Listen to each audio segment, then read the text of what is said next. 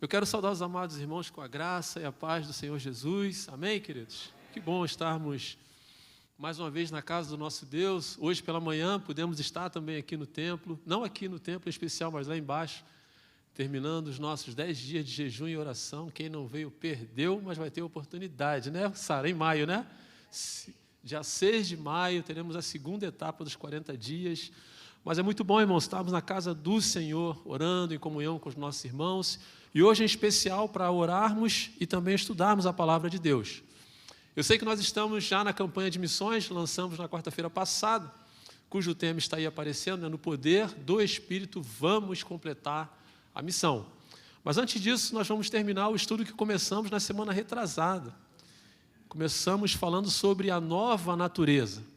E aí eu peço aos amados que, por favor, vão comigo lá, voltem comigo lá, no livro de... Ô, glória, o povo está... Estão ligados, hein? Efésios, capítulo 4. Só que hoje nós vamos fazer a leitura a partir do versículo 25. A primeira etapa lá, a primeira parte, lemos de 17 a 24. E hoje nós vamos ler de 25 até o versículo 32. Efésios. Vamos no texto primeiro e depois entramos aqui nos nossos comentários. Amém?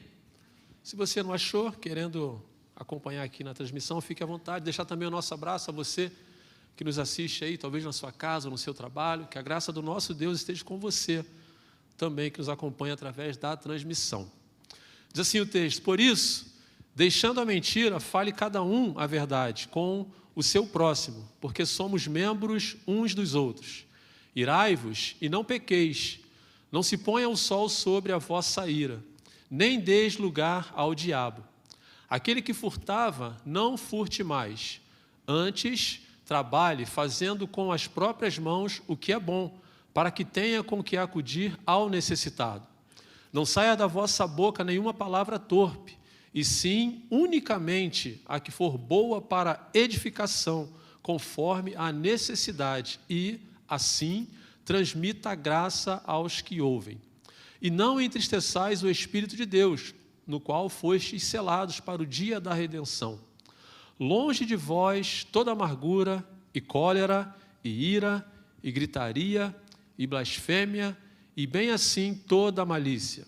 Antes, sede uns para com os outros benignos, compassivos, perdoando-vos uns aos outros, como também Deus em Cristo vos perdoou. Amém, queridos?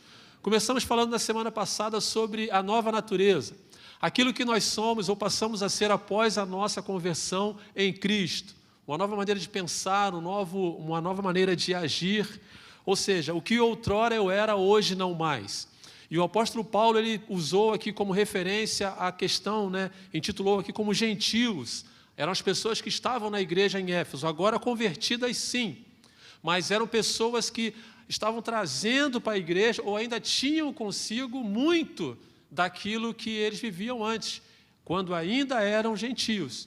Gentios seria para nós hoje as pessoas que vivem na incredulidade, no pecado, sem Cristo, sem Deus no coração. Eram mais ou menos estas pessoas. Pessoas pagãs que não criam em Deus, não adoravam a Deus, não serviam a Deus, assim como nós temos também nos dias de hoje. Eram pessoas que viviam mergulhadas no pecado, não muito diferente do que nós temos também nos dias de hoje. Muitos desses gentios da época se converteram, assim como muitas pessoas se convertem hoje também. E quando chegam na casa de Deus, e quando chegavam lá também, elas começavam a aprender acerca da palavra, acerca dos ensinamentos bíblicos, para que elas pudessem ter e viver uma nova natureza em Cristo Jesus, que é o que nós fazemos aqui também em nossa igreja, em nossa escola bíblica dominical, em nossos cultos. Nós começamos a ensinar uma nova natureza, um novo jeito de ser, uma nova criatura em Cristo Jesus. Mas, queridos irmãos, vão de concordar comigo que a nossa peleja, ou o nosso trabalho enquanto ensinador, enquanto pregador, enquanto professor, é uma tarefa que nós precisamos fazer continuamente. Porque esse exercício desse renovo espiritual também é uma necessidade contínua e diária. Porque o pecado que habita em nosso coração, pecado esse que tenta lutar contra a nossa carne, nos levar a pecar contra Deus, esse se levanta todos os dias, e para todos nós, crentes e não crentes. Lembrando que essa carta aqui ela é escrita à igreja em Éfeso. Esses problemas estavam acontecendo dentro da igreja. Não muito diferente, irmãos, nos dias de hoje. A pessoa se converte, a pessoa vem para a igreja, a pessoa começa a trabalhar, começa a caminhar com Cristo, mas ainda traz muito da velha natureza, dos velhos costumes e das velhas práticas. E Paulo, então, ele começa trabalhando, vimos na semana retrasada, ele começa trabalhando na mente, no intelecto dessas pessoas. Falamos sobre a renovação da mente, que é o que a pessoa precisa ter. A maneira de pensar, porque o pensamento, ele é quem conduz os nossos atos, as nossas ações. Falamos sobre pensamento obscurecido, entendimento obscurecido. Pensamos também aqui sobre a vaidade dos próprios pensamentos. Ou seja, vaidade, de vaidade, diz o pregador, tudo é vaidade, tudo fica, nada adianta, nada passa, tudo fica por aqui. E falamos também sobre a dureza do coração. E aí no segundo ponto nós falamos sobre sobre um dos meios que nós precisamos ter dentro de nós para combater estas coisas. Uma delas foi o autocontrole, ou seja, não se entregar à dissolução. Dissolução é busca de prazer desenfreada, sem limite.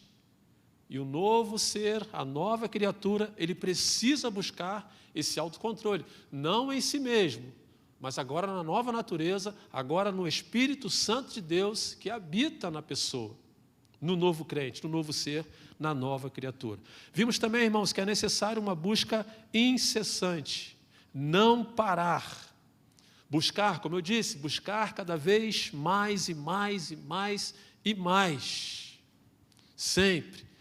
E o ponto em que nós trabalhamos foi justamente esse, irmãos, no primeiro ponto. Adotar um novo estilo de vida a partir da nossa mente.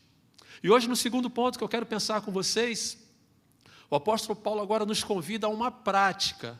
Primeiro ele trabalha na mente, ele pontua na mente da igreja, na mente das pessoas, e depois ele começa a trabalhar na vida da pessoa. E esse segundo ponto aqui, o que eu quero pensar com os irmãos hoje, é justamente isso. O que nós precisamos para vivermos uma vida, uma natureza, uma nova natureza, é justamente remover as impurezas do nosso viver diário. Todos os dias, irmãos, nós precisamos remover algumas coisas. E nesse contexto aqui que nós lemos aqui, nós temos algumas coisas que eu quero pensar com vocês, que precisam ser removidas, que não fazem parte da vida do cristão. É necessário tirar da vida do cristão. E o primeiro deles está aí justamente no versículo 25. Volte comigo, por favor, que é justamente a mentira.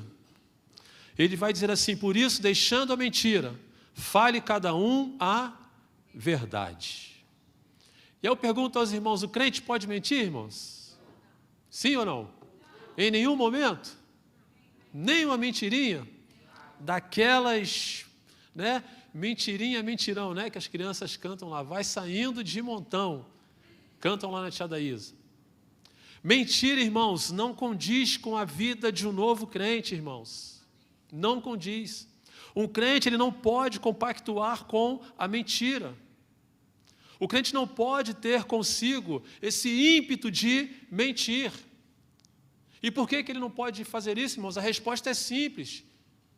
Porque o pai da mentira é justamente quem? O diabo. João capítulo 8, versículo 44, vai dizer assim: vós sois do diabo. É uma palavra até forte de João, quando ele vai falar sobre a mentira. Ele começa dizendo assim: irmãos, vós sois do diabo, que é o vosso pai, e quereis satisfazer-lhes os desejos. Ele foi homicida desde o princípio, e jamais se firmou na verdade, porque não há verdade. Quando ele profere mentira, fala do que lhe é próprio, daquilo que ele é, porque é mentiroso e pai da mentira. Queridos, a vida cristã é o resultado de uma conversão. E uma conversão genuína, nós temos que abandonar tudo aquilo que não provém de Deus. E se a mentira provém do diabo, nós temos que abandonar a mentira também. Aquele que mentia não mente mais, irmãos. A mentira não pode fazer parte da vida cristã, da caminhada cristã. Em vários aspectos, irmãos. Eu sei que às vezes essa prova, essa questão da mentira, ela é dura. E as crianças, às vezes, que o dizem, né? Às vezes são induzidas até a mentir. Às vezes, induções, não vou dizer que boba, desculpa a expressão, mas mentiras, às vezes, até banais, mas que, às vezes, dentro de casa, às vezes, a gente acaba induzindo os nossos filhos a adotar o padrão da mentira. Mentira boba, às vezes, mentira simples. E eu me lembro que, quando criança, um amigo, né, a mãe, uma pessoa, um cobrador chegou na porta. Antigamente tinha muito isso, hoje ainda tem, mas está acabando, né? Mas tinha aquelas pessoas que vendiam de porta em porta e o cobrador chegava. Eu me lembro que nesse dia, esse meu amigo, ele chegou até mesmo a apanhar, tomou uma surra da mãe dele. Porque quando o cobrador chegou para bater a porta, ele desceu correndo, sabia que a mãe estava em casa. E qual foi a resposta que a mãe mandou dar ao vendedor? Diga para ele que eu não estou em casa. Ele então sobe para falar com o vendedor, o que é que ele diz? Minha mãe mandou dizer que não está em casa. E o coro comeu, irmão, o coro cantou. Mas o que eu quero dizer para o irmão destacar aqui, que às vezes, de forma inofensiva, a gente acaba trabalhando isso nos nossos filhos, irmãos. E vão aprendendo e às vezes crescendo. Ora, se mamãe me deixou mentir por isso, se papai me deixou mentir por aquilo. Quando ele chegar na fase adulta, quando ele chegar na escola, quando ele chegar no trabalho, ele vai ter uma intimidade com a mentira, irmãos. E para proferir mentira, pouco vai custar. E a mentira, irmãos, é um assunto muito sério. A gente não leva muito, ou melhor, não é que a gente não leve em consideração, mas a gente às vezes não consegue mensurar, irmãos, o poder da mentira e o prejuízo que ela é e que ela traz e que faz na vida de um cristão. Percebam lá em Provérbios capítulo 6, versículo 16 a 19, vai dizer assim, que a mentira, né, aquelas pessoas que praticam a mentira, irmãos, não herdarão o reino dos céus. Versículo 16 vai dizer assim, 6 coisas o Senhor aborrece, e a 7ª a sua alma abomina. Os olhos altivos, língua mentirosa, mãos que derramam sangue inocente, coração que trama projeto iníquo, pés que se apressam a correr para o mal, testemunha falsa que profere mentiras e o que semeia contenda entre irmãos. O texto vai dizer que essas pessoas, irmãos, não herdarão os céus. O salmista também faz um comentário, faz um detalhe acerca da mentira. No capítulo 101, versículo 7, vai dizer assim, não há de ficar em minha casa o que usa de fraude e o que profere mentira, não permanecerá ante os meus olhos. Então não é simplesmente uma mentira, irmãos. Não é simplesmente falar mentira. A mentira, além de vir do diabo, é prejudicial para nós. Nos afasta da graça de Deus. Nos afasta também da presença de Deus. E não é colocar numa escala de valores, não, porque pecado é pecado de qualquer natureza. Mas veja comigo em Apocalipse, no capítulo 22, versículo 15. Vai dizer assim, fora ficam os cães, os feiticeiros, os ímpios, os assassinos, os idólatras e todo aquele que ama e pratica a mentira. Então, quando nós pensamos às vezes que a mentira é algo inofensivo, irmãos, a palavra de Deus vem nos mostrar que não é. É algo sério, irmãos. E o novo ser, a nova criatura, precisa remover a mentira da sua vida. É necessário, irmãos, remover. Uma pessoa, irmãos, que habitualmente mente, essa pessoa não nasceu de novo. Essa pessoa não experimentou o novo ainda. A pessoa que vive na prática da mentira, irmãos, precisa nascer de novo. Precisa remover essa impureza do seu coração chamada mentira, e de uma forma urgente, irmãos. E tem um ditado popular, né, que diz assim, que a mentira tem pernas curtas. E curtas mesmo. E tem pessoas que acham que não, a minha mentira que eu falei tanto tempo atrás está passando batido até agora, aos olhos humanos. aos olhos humanos. Mas aos olhos de Deus, irmãos, a gente não precisa nem proferir, não precisa nem falar, que Deus já está lendo a nossa mente e Deus já está sondando também o quê? O nosso coração. Não é nem perna curta, é curtíssima demais. Aí tem gente que pensa que não, que eu tô por cima da carne seca falando as mentiras que eu estou fazendo. O que é pior, irmãos, tem pessoas que às vezes são tão dominadas pela mentira que elas mesmas acreditam nas suas próprias mentiras. Isso é triste demais, irmãos. E o primeiro pecado que a igreja primitiva condenou foi justamente o pecado da mentira. Atos capítulo 5, Ananias e Safira. É sério isso, irmãos? E aí, o novo ser, o novo crente, a nova criatura, precisa remover da sua vida a mentira. A segunda observação aqui, capítulo 26 e 27, volte comigo, por favor, no texto.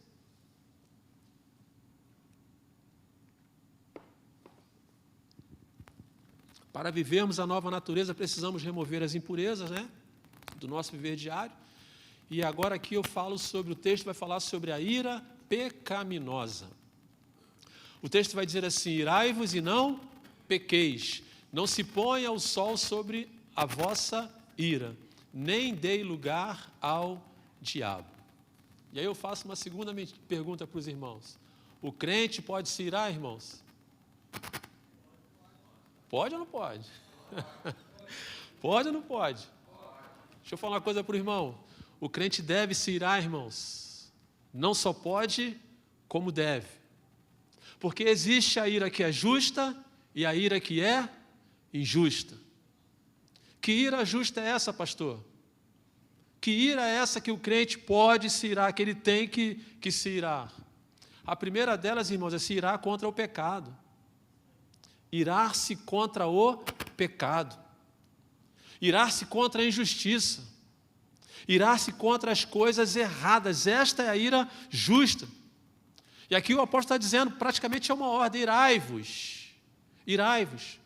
Eu não posso olhar para o pecado e me contentar com ele.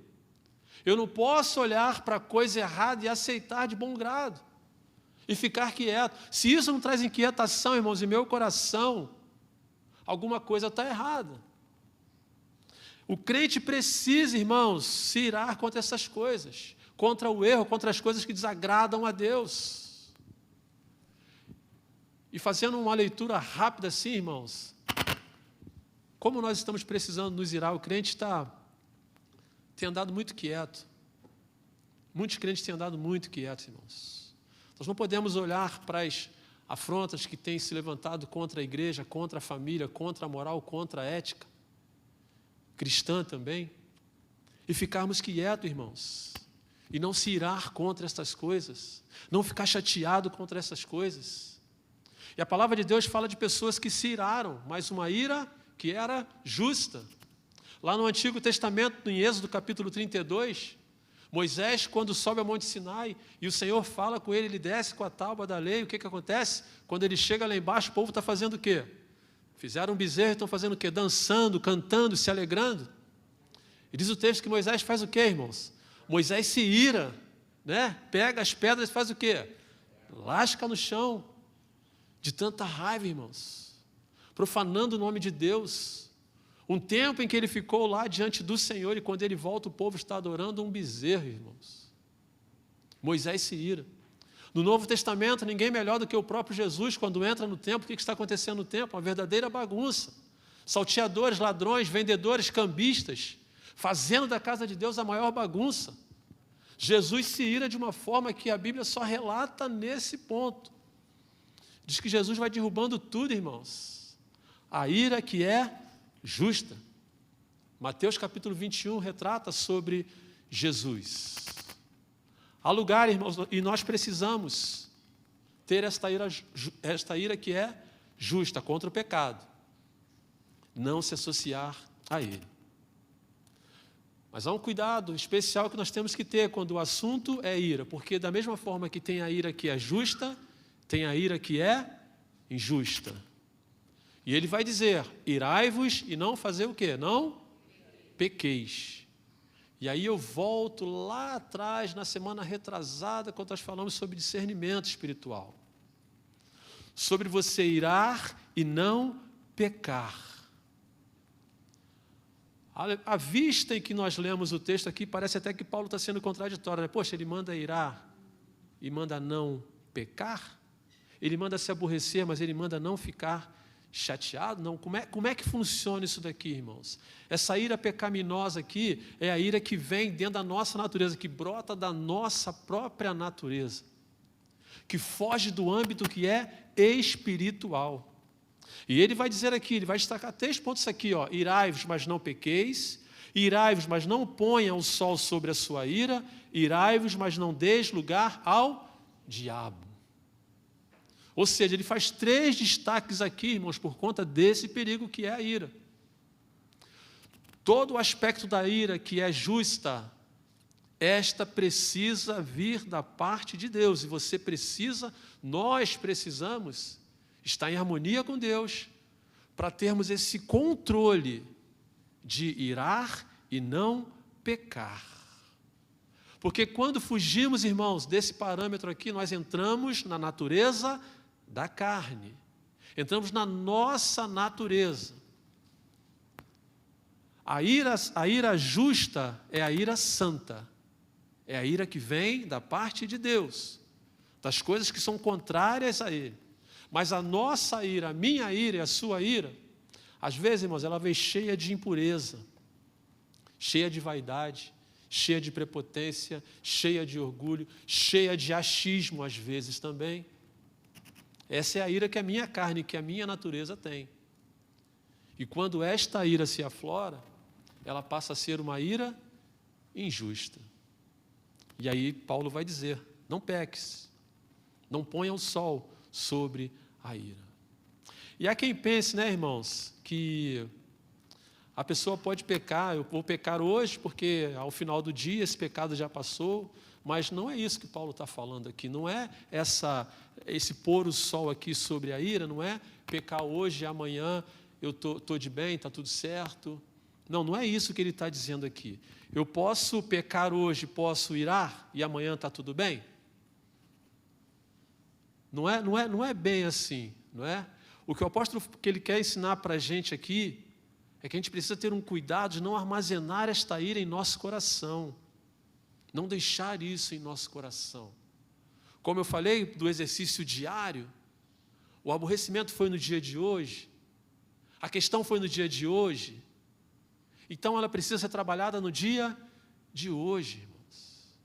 Não deixar essa ira, a ira que porventura seja injusta, ficar no nosso coração. Ficar no nosso coração. Porque se nós deixarmos a ira, irmãos, que é injusta, ficar no nosso coração, essa ira vai brotar em nosso coração uma raiz de amargura. E um coração amargurado, irmãos, ele tira a alegria da pessoa, ele tira a paz da pessoa. E dificilmente uma pessoa que tem a ira em seu coração, enraizada no seu coração, uma raiz de amargura enraizada no seu coração, dificilmente ao final deste dia, essa pessoa consegue relaxar, essa pessoa consegue dormir, essa pessoa consegue se alimentar. Dificilmente, então é essa a ideia, não pôr o sol sobre a ira, não deixar isso para depois. E a terceira ideia aqui, irmãos, não dar também lugar ao diabo. E é interessante esse ponto, irmãos, porque nós aprendemos, né, que Satanás ele fica sempre buscando uma oportunidade, uma chance de penetrar no coração do crente. E eu pergunto para vocês, tem momento melhor do que o momento em que a pessoa está irada? Com raiva? Chateada? Tem brecha melhor para Satanás? É justamente, irmãos, nesta hora da ira que Satanás aproveita essa brecha da pessoa para fazer um estrago na vida delas. E tem pessoas, irmãos, que defendem, né? Ainda defendem o seu posicionamento, dizendo assim: mas eu sou assim mesmo, eu não levo desafio para casa, comigo é assim, é pá, pum, eu sou muito transparente, eu falo aquilo que eu penso, eu sou assim, eu sou desse jeito, Ainda tem pessoa que classifica esse comportamento como virtude. Vai dizer assim, mas eu sou assim, vou explodir hoje. Amanhã, como a palavra de Deus diz, não vou pôr o sol sobre a ira, amanhã eu estou bem. Isso é correto, irmãos? Isso é correto? A falta de equilíbrio, às vezes, faz a pessoa agir assim.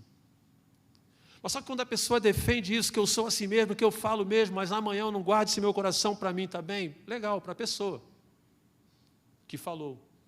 Mas e para a pessoa que ouviu? E para a pessoa que recebeu aquele seu ato de destemperamento? As palavras. Porque uma pessoa irritada, irmãos, uma pessoa que dá lugar ao diabo, ela não mede as palavras às vezes. E é por isso que às vezes a gente tem que contar, né, até 1000, se for necessário, antes de dar uma resposta, irmãos. Quantas não foram as vezes que em você e em mim também, as respostas vieram aqui, irmãos, ó, na ponta da língua. E você precisou fazer o quê? Voltar com a palavra para dentro de si mesmo, para não aborrecer, para não ofender, para não maltratar, para não machucar, para não ferir ninguém. Justamente para não dar lugar ao diabo. Contar até 10, até quantas vezes for necessário. E é por isso que o apóstolo diz aqui, ó, não deis lugar ao diabo. Não deis lugar ao diabo, não faça isso. Não deixe a ira pecaminosa tomar conta do seu coração. Não pode fazer parte da vida cristã esta ira pecaminosa. Precisa também ser removida. O outro ponto que ele apresenta para nós aqui, ele vai falar sobre o roubo, versículo 28 agora.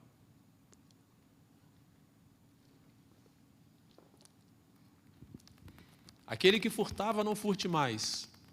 Antes trabalhe, fazendo com as próprias mãos o que é bom, para que tenha com que acudir ao necessitado. E a palavra roubo aqui, a ideia de roubo é justamente aquilo de apropriar-se daquilo que não é seu. Tudo aquilo que não é seu, tudo aquilo que você pega para você, isto é roubo. E a gente tem a ideia, às vezes, irmãos, de achar que roubo está só associado às pessoas que andam armadas na rua. Ontem, né, vimos um episódio aí que rolou aí nos noticiários aqui no Rio de Janeiro, lá na rodoviária Novo Rio. Às vezes a gente encara o roubo quando ele é desta natureza. Quando o malfeitor, de posse de uma arma, ele pressiona uma pessoa e vai roubar uma pessoa, ou vai roubar um banco, ou vai roubar uma loja, vai roubar um carro forte, seja lá o que for. Às vezes nós temos essa ideia de roubo, irmãos. Mas eu entendo também que o roubo aqui, aquele que furtava, aquele que tirava, não tire mais, ele também pode trazer consigo várias outras coisas, irmãos. Várias outras coisas que, às vezes, nós também achamos ser algo assim, eu não vou dizer que banal, mas não tão assim, não tão expressivo, e não entendemos como roubo, mas, na verdade, é. Querem ver? Dias atrás eu estava aqui no Presunic. Quem vai no Presunic ali conhece, né? O Presunic tem aquela parte de frios lá atrás, onde tem manteiga, aqueles negócios ali. Eu não tinha maldado ainda, não. Mas entrou uma menina lá com a roupa de academia, né? Toda academia, e pegou não sei nem o nome daquele negócio, um negócio preto que tem lá, que a galera de academia acho que sabe e gosta e sabe o que é. Aí a jovem entrou, mas eu não moldei, irmãos, eu nem me liguei naquilo ali. E ela foi andando lá para trás, que ali é meio deserto, né? O pastor vai muito lá. Ali naquela parte da manteiga é meio deserto. Irmãos, a Patricinha, bonitinha, academia, abriu o negócio, né? Acho que nem câmera tem ali. E ó, blu, blu, blu, blu, blu, blu, blu, para dentro, e pegou o negocinho e vup, embaixo do negócio. Eu olhei e falei, ah, tá. Ah, tá. Eu fiquei olhando comigo e falei, meu Deus, que isso? É roubo, irmãos. É roubo. Quando nós entramos no Presunic, já que falei, né? Entramos no Presunic às vezes, aquela pessoa que abre o pacote do biscoito, que abre um negocinho bobo ali às vezes, né? Sempre com o pretexto de que vai fazer o quê? Pagar. Até que o fiscal ou segurança ou alguém chegue perto dele. Ele vai com o pretexto que vai pagar. Como eu já vi também pessoas que, assim que que clareia lá o ambiente, ele joga o negócio para baixo e vai embora. É roubo, irmãos. É roubo. Em 2017, não sei quem vai lembrar, mas lá em Vitória, no Espírito Santo, houve uma greve da Polícia Militar do Estado. E começaram a saquear supermercados e lojas, muitas por sinal. E foi interessante, o que me chamou a atenção foi que pessoas comuns, pessoas de bens, elas estavam se associando às pessoas que estavam fazendo aquilo ali, roubando também, irmãos. E roubando também. Mas com a graça de Deus, as pessoas de bem fizeram o quê? Depois foram lá e devolveram, irmãos. Sentiram-se incomodadas. Aquilo não pertencia a elas, não era delas, irmãos. Era roubo. E às vezes a gente pensa que não, né? Mas é roubo, irmãos. Eu me lembro que quando eu era diácono aqui na igreja, ainda estávamos ali fora. Ficávamos de plantão no culto de quarta-feira, não esqueço disso nunca. Era a Marluce, se eu não me engano, a zeladora. E tinha, irmãos, uma bicicleta encostada aqui, embaixo da escada. E aí eu estava ali conversando com ela, conversa vai, conversa vem. Tinha um rapaz que estava aqui dentro do templo, no culto.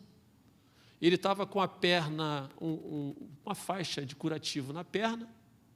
E aí ele saiu e ficou conversando com a gente, falando com a gente, foi no banheiro, tá. Nem maldei, irmãos. Numa fração de segundos, o telefone tocou na cantina. A Marluce foi atender o telefone. Ele chegou para mim e falou assim, vou lá, vou embora. Eu falei, legal. Ele chegou ali, pegou a bicicleta, virou, foi embora, irmão. Não sei de nada, não sei de quem é a bicicleta.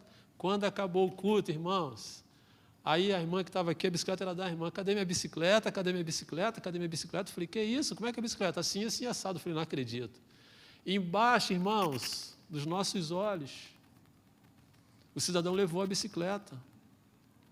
É roubo, irmãos. Aqui dentro do templo, um telefone celular foi furtado aqui, nessa coluna aqui. Depois tiveram que olhar na câmera para buscar, conseguiram encontrar depois. Dentro do templo, irmãos. É roubo. E aí ele vem dizer, irmãos, aquele que furtava não furte mais. Não roube mais. Deixe essa vida de roubo de lado. E nós poderíamos enumerar aqui várias outras coisas, irmãos, acerca de roubo. Várias outras coisas que para nós parece ser inofensivo. Mas a palavra de Deus diz para nós que se aquilo não nos pertence, é roubo. O funcionário, quando ele está no seu ambiente de trabalho, que o seu encarregado, o seu gerente está olhando para ele, não está olhando, perdão, ele não está à vista do seu gerente, ele começa a fazer corpo mole. Ele está roubando, irmão, o seu patrão. O tempo em que ele tinha que estar produzindo para o seu patrão, ele está fazendo corpo mole. De contrapartida também, o patrão que não paga direitinho ali o que tem que pagar por direito ao seu funcionário, ele está lesando o seu funcionário, irmãos. É roubo também. Parece inofensivo, irmãos, mas não é. Se a caneta não lhe pertence, irmãos, é roubo. Se o troco a mais que você recebe no mercado, na padaria, onde for, pode ser pouquinho, 1, 2, 3 reais, é roubo, irmãos. E aí ele vem dizer, isso não pode fazer parte da natureza. Não pode. Pode acontecer da pessoa, às vezes, pegar o troco, enrolar e botar e levar? Pode, irmãos. Pode. Mas é digno voltar e falar, olha aqui, eu errei, eu peguei isso que você me deu, isso aqui a mais. Isso precisa vir de nós, irmãos. E é ruim que tem pessoas que gostam, da teoria da vantagem, do levar vantagem em tudo. Cuidado, irmãos. Cuidado. A palavra vai mostrar para nós que é roubo. Isso não agrada a Deus. Isso não faz parte. Isso precisa ser removido. E não só deixar de roubar. O texto vai dizer que a pessoa tem que trabalhar para quê? Trabalhar também para abençoar outra pessoa. Trabalhe de forma que você possa também abençoar outra pessoa, diz o texto. Não só por você, para a sua dignidade, mas para você também ser bênção na vida de outra pessoa.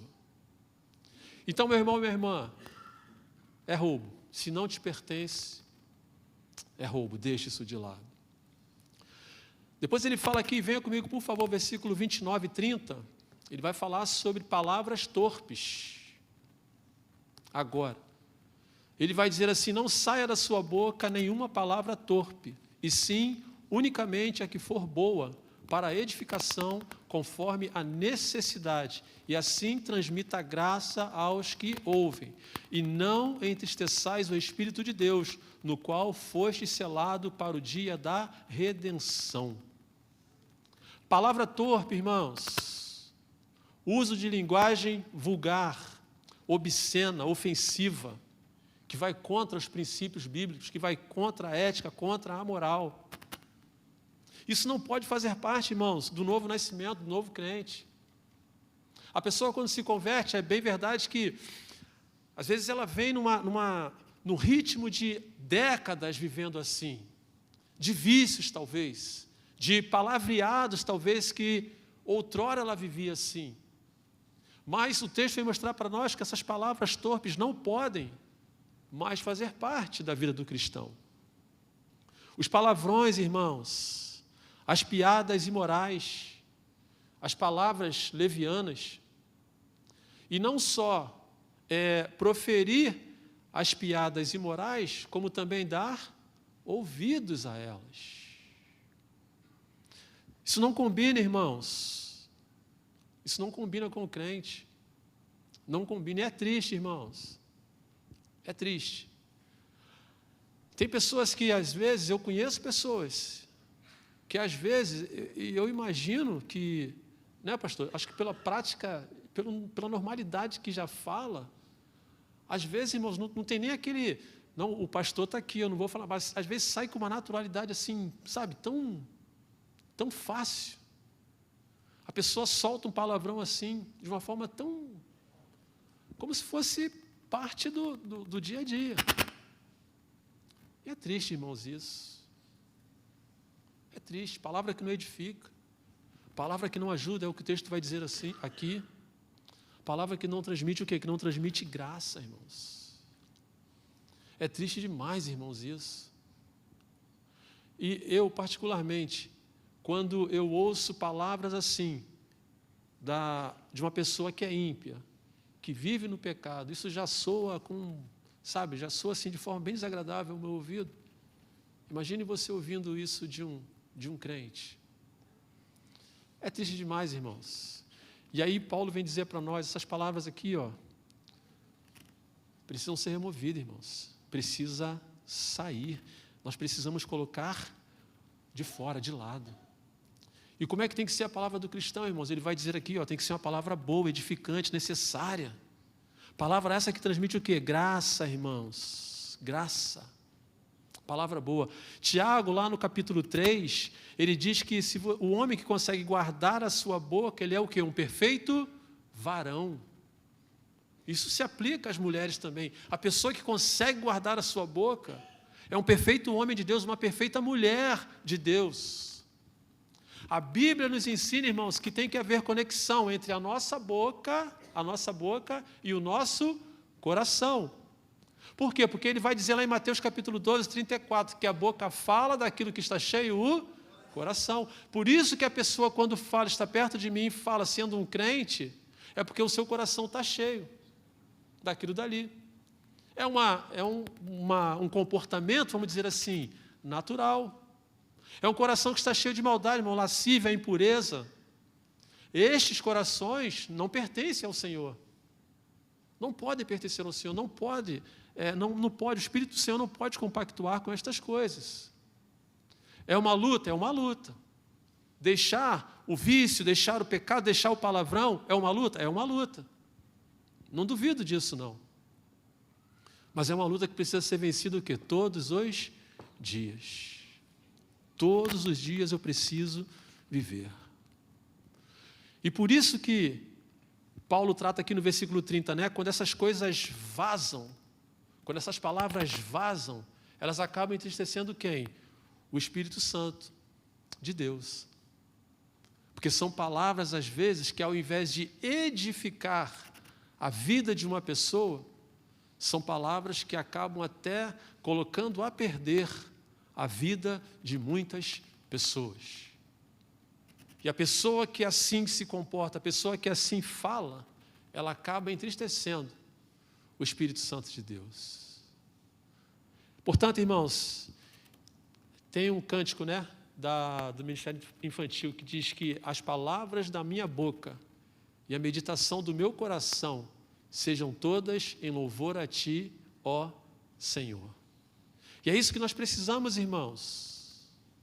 É isso que nós precisamos. Tirar de nós, tirar do nosso vocabulário as palavras que não edificam, as palavras que não produzem nada de bom, as palavras que às vezes até envergonham. Outro aspecto aqui que o apóstolo apresenta para nós é a amargura, versículo 31. Vai dizer assim: longe de vós toda amargura e cólera e ira e gritaria e blasfêmia e bem assim toda a malícia. Perceba, irmãos, que numa tacada só ele vem trazendo vários aspectos que nós precisamos deixar de lado também.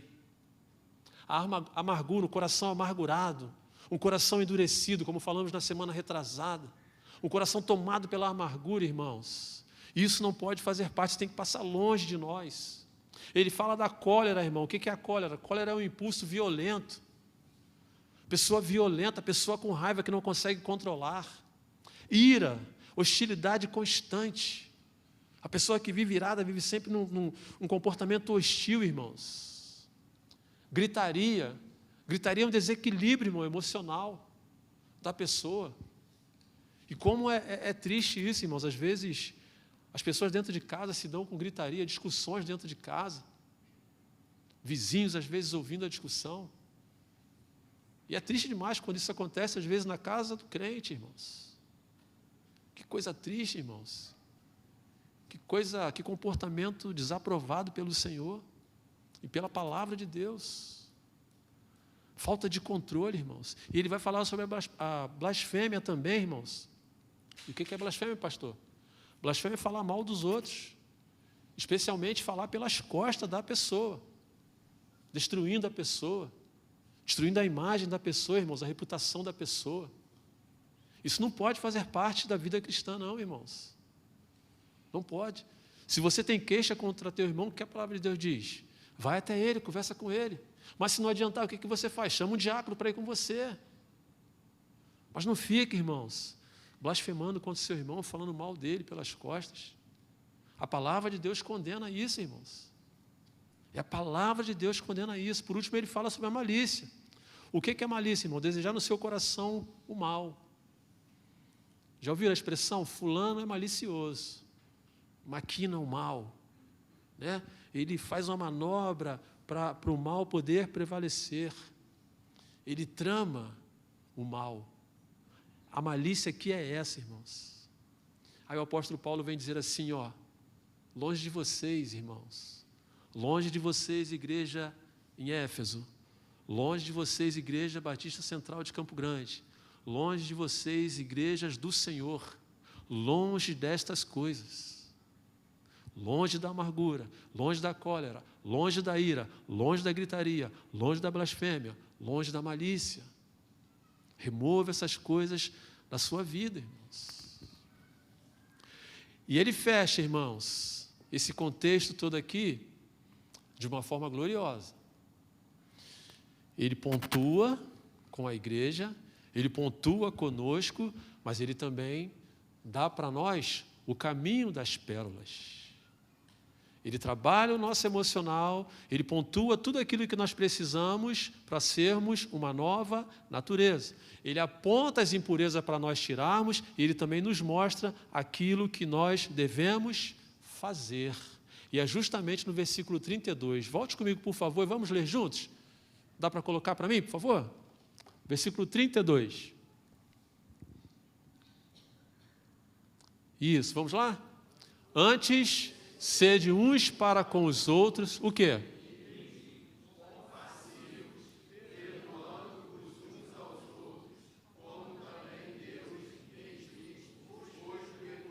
Amém? Oh, glória! É a igreja que o Senhor espera, irmãos. É o corpo de Cristo que o Senhor espera. Pessoas com pensamentos assim, irmãos. E se nós queremos adotar um novo padrão de vida, se queremos viver uma nova natureza, nós temos que ser assim, irmãos. Benignos. A pessoa que é meiga, que é dócil, que é bondosa.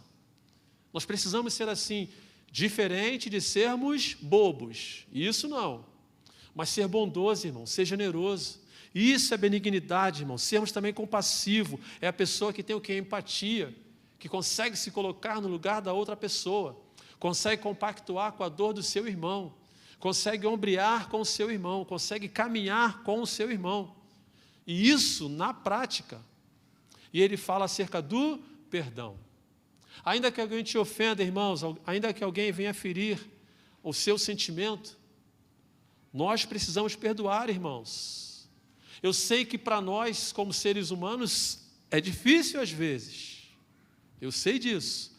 E o verso diz que, como também Deus em Cristo vos perdoou. Ou seja, eu por mim mesmo, talvez muitos aqui por si mesmo, não consigo.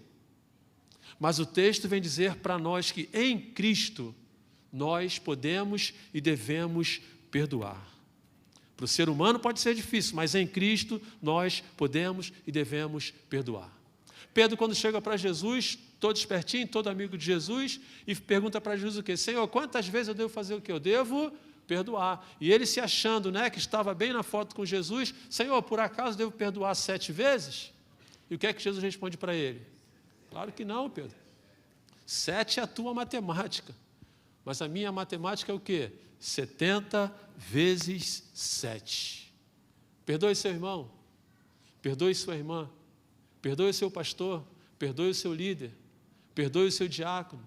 Perdoe, irmãos. É a palavra de Deus que nos manda fazer isso, perdoar. Não só uma, não só 2, não só 3. E Ele nos ensina isso daqui, irmãos. A sermos benignos, compassivos e perdoadores. Porque a caminhada cristã, ela se resume no relacionamento. Como falamos, eu não lembro se foi ontem, na nossa oração, foi ontem, que eu preciso de você e nós precisamos de Cristo. Logo, nós vivemos em harmonia e também em comunhão. Concluindo, irmãos, a nova natureza. Para vivermos a nova natureza, precisamos, na semana retrasada, adotar um novo estilo de vida, renovando a nossa mente, trabalhando o autocontrole dentro de nós e também buscando incessantemente viver uma vida que agrade a Deus. E hoje, removendo as impurezas do nosso viver diário, removendo a mentira, a ira pecaminosa, o roubo, as palavras torpes e também a amargura. E o que devemos fazer e como devemos ser? Benignos, compassivos e perdoadores. Que o Senhor ache graça em nós e que possamos melhorar ainda mais aquilo que já temos de melhor e que possamos consertar aquilo que precisa ser consertado também em nós. Amém, queridos?